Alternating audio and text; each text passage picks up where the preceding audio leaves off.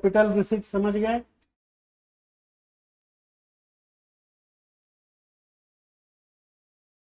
उसके बाद capital expenditure समझ गए। National income, the sum total of all the income earn by the individual and institution in a country during a specific period is called national income. Mixed economy क्या है? जहाँ पे both private and government साथ साथ हो। Per capita income clear है, the average income earn by per person in a country during a specified period. एक टफ आ गया, primary gold. Gold that is directly mined from the earth is called primary gold. खान से, mines से जो crude gold निकलता है उसको बोलते हैं primary gold. Econometrics is the applications of a statistical and mathematical model to analyze economy. Ergonomics is the study of designing equipment and devices that fit the human body and its movement. Ergonomics. Soft loan is a loan with a low interest rate and flexible term, उसको बोलते हैं soft loan, मुलायम। Lead bank, जो bank जो है RBI के द्वारा to take the lead in implementing the government social and economic policy in her district में there is a concept to nominate one bank as a lead bank। ठीक है, suppose PNB है, SBI है, किसी भी government bank को जो है सरकार नॉमिनेट कर देती है और वो बैंक जो है सरकार की जितनी नीतियाँ पॉलिसीज हैं, एक्सपेंडिचर है, वो पैसा वहाँ देता है। ठीक है ना, तो that is known as lead bank. इसका क्या काम है? गवर्नमेंट की पॉलिसीज के हिसाब से जो पैसा देना है वो without any complexity that bank awards the money to the government department to perform that duty. CRR क्या है? Percentage of deposit that banks have to keep with the central bank.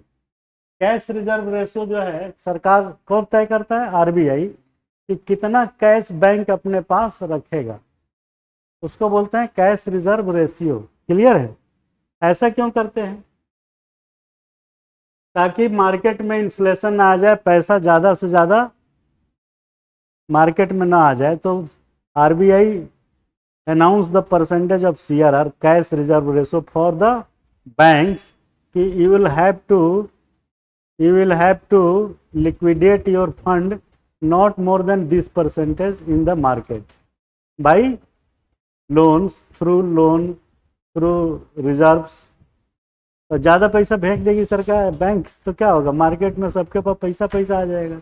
अभी सरकार कहेगी कि 2% ब्याज पे कार खरीद लो, तो बहुत लोग चले जाएंगे, नहीं चले जाएंगे। कहेगा 0% पे ले लो, आ जाओ 0.1%, आप भी चले जाएंगे। पैसा हो जाएगा तो इन्फ्लेशन आ जाएगा, महंगाई बढ़ने लगेगी। ठीक है ना, क्योंकि पैसा तो आपके पास है बट प्रोडक्ट नहीं है मार्केट में, तो क्या होगा? मार्केट में प्रोडक्ट की कीमत बढ़ जाएगी। तो सीआरआर के पीछे ये जो थ्योरी होती है।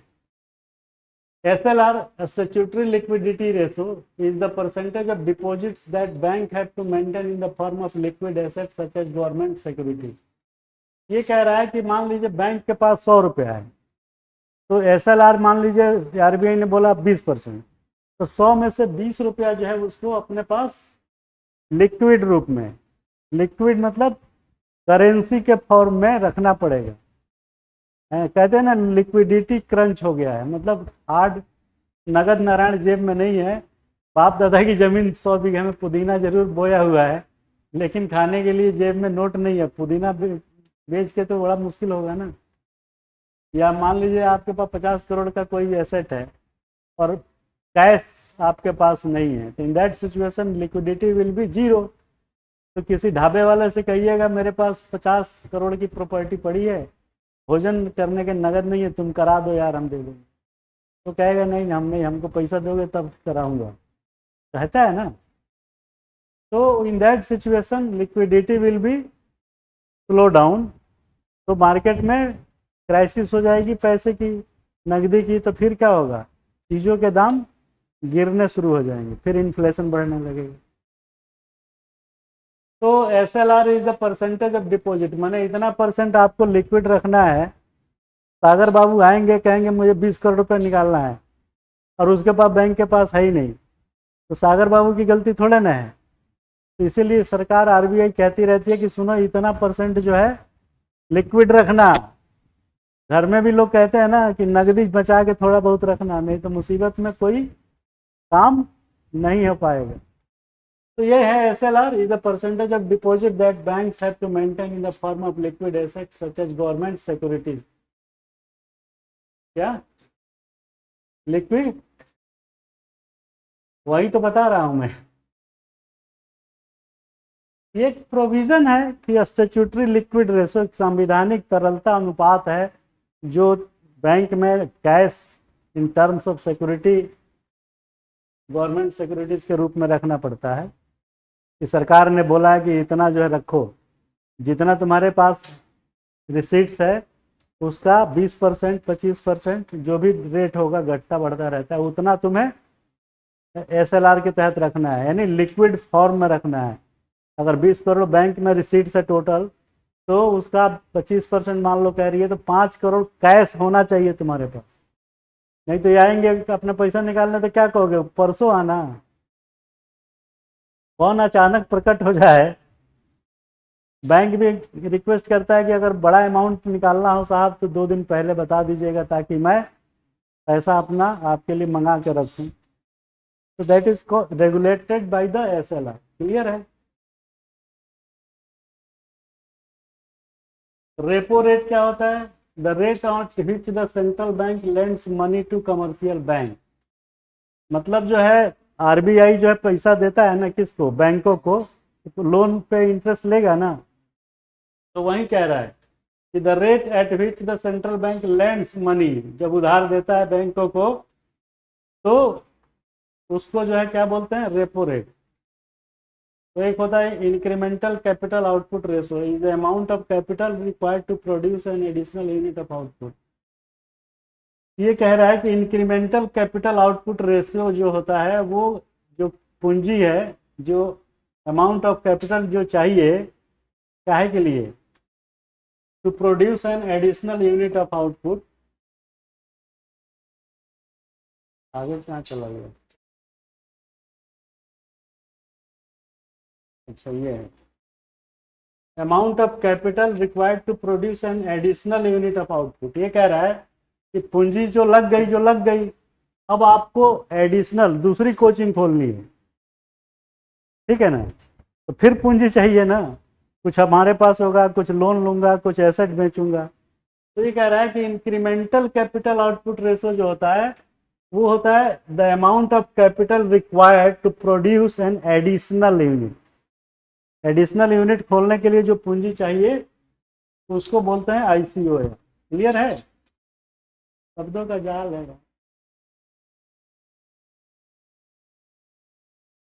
यही था क्या, ये लाइन ऑफ क्रेडिट, ये देखो ये बहुत इंपॉर्टेंट है। ये line of credit is a flexible loan arrangement in which a lender agrees to provide a borrower with funds up to a certain limit.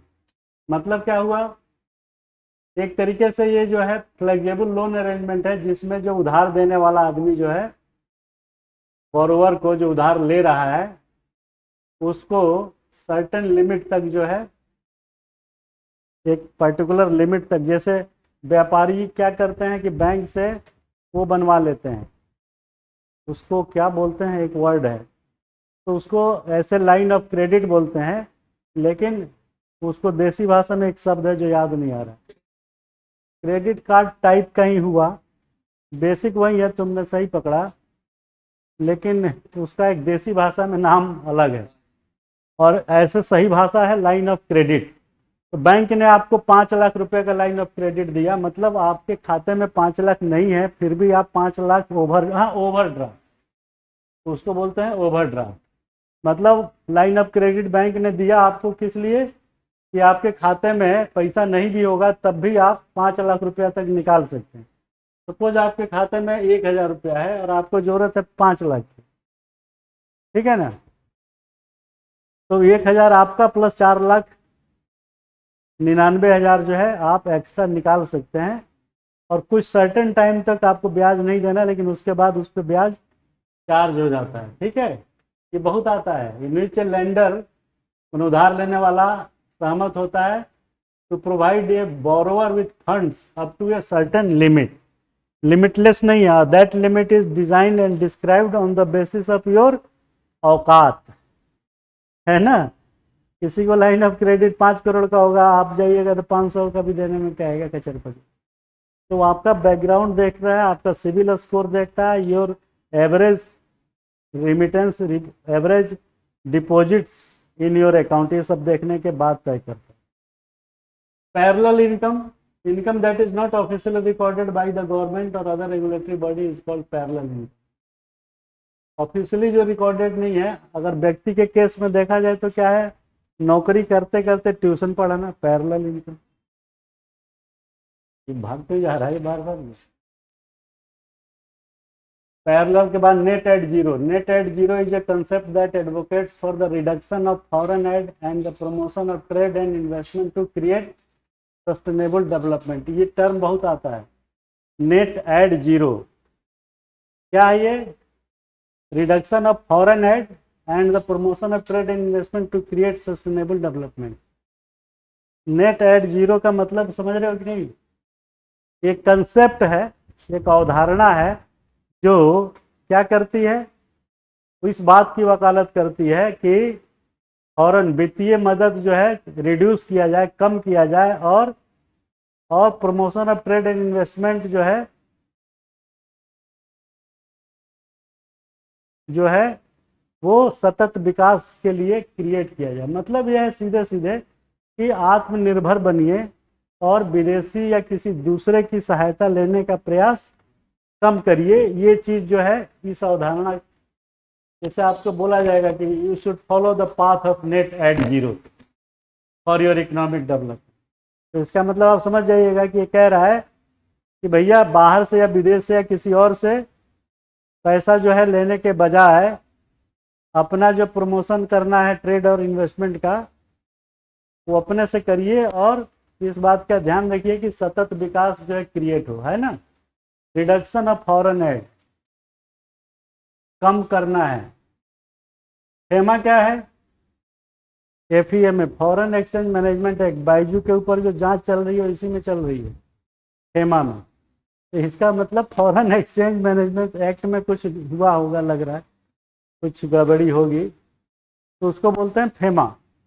FEMA का केस जो है सबसे बड़ा केस होता है इकोनॉमिक ऑफेंस में, है ना। इकोनॉमिक ऑफेंस क्या क्या हुआ, इसको बोलेंगे आर्थिक अपराध। इकोनॉमिक ऑफेंस में क्या क्या चीज़ आएगी,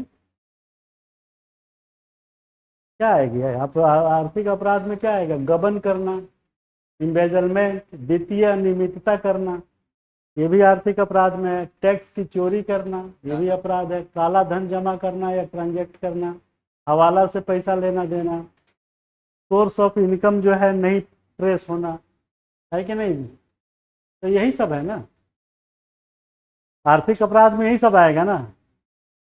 मर्डर करना आर्थिक अपराध है नहीं। तो foreign exchange management act is an Indian law that regulates foreign exchange transaction. विदेशों से कितना धन लिया, कितना जो है खर्च किया, उसका सब हिसाब किताब रखना फेमा, है कि नहीं। अगर ये नहीं है तो फिर अगर गाइडलाइन का वायलेशन हुआ then you will have to face the court case. तो ये बड़ा प्रॉब्लमेटिक है एरिया। विदेशों से पैसा लेना देने में जो नियम है उनको पूरा करना जरूरी होता है, otherwise you will be stuck in the problem, जो भी गाइडलाइंस है। टॉबिन टैक्स क्या होता है? ये टॉबिन महोदय थे, इन्होंने वकालत किया था कि फाइनेंशियल ट्रांजैक्शन पे जो है टैक्स लगाया जाए। जैसे आपने डॉलर से रुपया खरीदा या रुपया डॉलर, तो जब भी एक्सचेंज होगा कोई विदेशी मुद्रा आपस में, तो उस पर टैक्स लगाने की बात थी, अभी नहीं है। उसको बोलते हैं टॉबिन टैक्स। नहीं, EEZ, exclusive economic zone, is an area of the sea where a country has exclusive right to export and exploit the natural resources. India का EEZ कितना है? 300 मीटर, 300 किलोमीटर। कहाँ से? इंदिरा पॉइंट से सदर्भ में। सबसे लास्ट पॉइंट क्या है? साउथ में। इंदिरा पॉइंट कहाँ है? ये ग्रेट निकोबार द्वीप में, तो वहाँ से 330 किलोमीटर और साउथ में बढ़िए या चारों तरफ, तो उतने दूर का जो एरिया है वो किसका है?